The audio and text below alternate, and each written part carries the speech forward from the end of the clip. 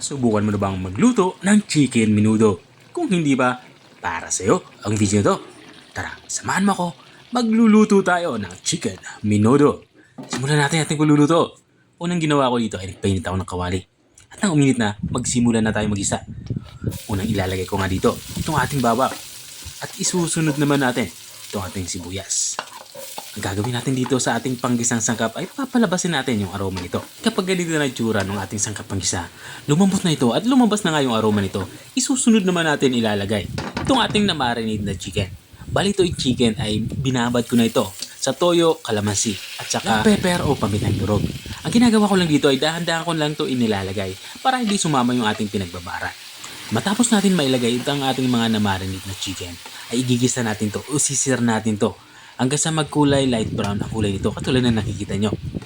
At kapag ganito na itsura niya, maglalagay na tayo dito ng tomato paste.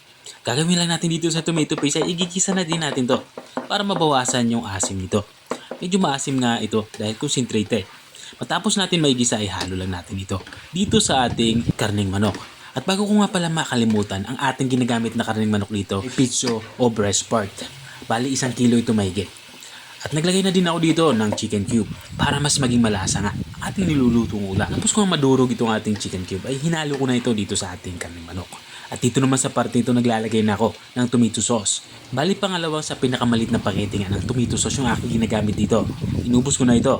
At matapos natin malagyan ito ng tomato sauce ay hinalo ko na ito. At ilalagay na din natin dito ang ating pinagbabaran or tinatawag nating reserve na marinade. At naglagay na din ako ng kaunting tubig.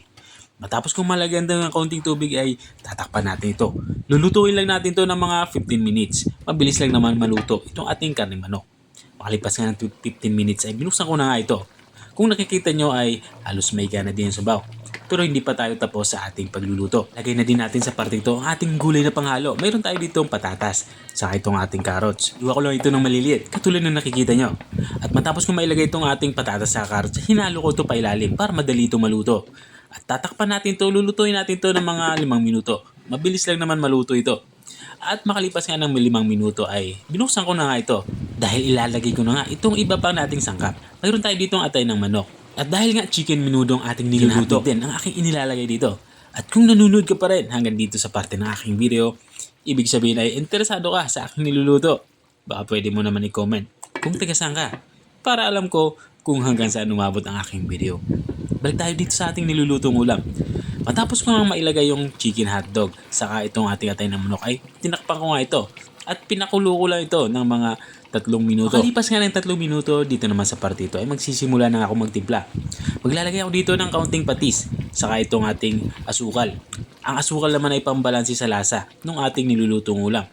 At para naman sa aromatics natin, naglalagay ako dito ng laurel.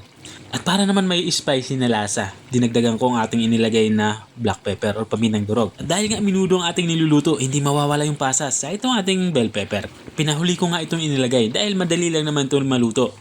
At saka ito tinakpan. Papakuluin pa natin to na mga 2 hanggang 3 minuto.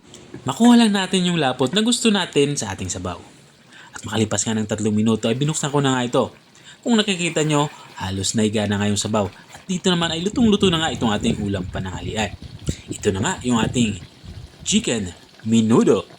Kung nakarating ka hanggang dito sa dulo ng aking video, maraming salamat sa panonood. At kung nagustuhan mo naman yung bago nating recipe ibinahagi, baka pwede mo naman to i-share. O siya, hanggang dito na lang ako. Dahil gutom na gutom at natatakam na talaga ako. Kita-kita ulit sa mga susunod yung mga videos. Paalam. Bye-bye.